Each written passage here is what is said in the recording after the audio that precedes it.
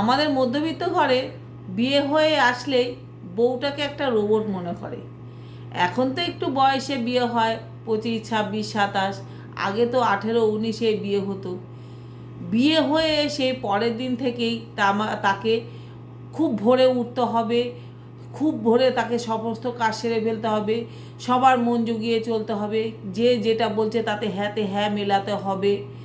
সে বাড়ি থেকে কোনো কাজ কেন শিখে আসেনি, তার যে ওইটুক বয়সে সে লেখাপড়া করে বাদ বাকি সময় যে সে সময় পায়নি সব কিছু শেখার, তাকে যে শিখিয়ে পড়ে নেয়ার সে আগ্রহ শ্বশুরবাড়ির লোকের থাকে না। খালি কেন পারে না, কেন পারবে না, এইটাই হলো। তারা একবারও মনে করে না আমরাও একদিন এরকম ছিলাম, আমরাও একদিন কিছুই শিখে আসিনি, শ্বশুর ঘরে এসে সমস্তটাই শিখেছি। আজকে আমি আমার অভিজ্ঞতা থেকে বলছি, আমার অভিজ্ঞতায় যেটা হয়েছে, আমি মনে করব আমার ছেলের বউ আসলে আমি সেটা কখনোই হতে দেব না যেটা আমার সঙ্গে হয়েছে।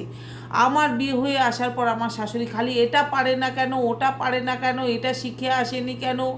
আমার বিয়ে হয়েছে 18+-এ, ওইটুকুনি মেয়ে সে কী শিখে আসতে পারে? তাকে মেয়ের মতো করে শিখিয়ে পড়ার ধৈর্যটা তো তার নেই, কিন্তু খুদ ধরার বেলা সে সমস্ত সময় তটস্থ হয়ে আছে।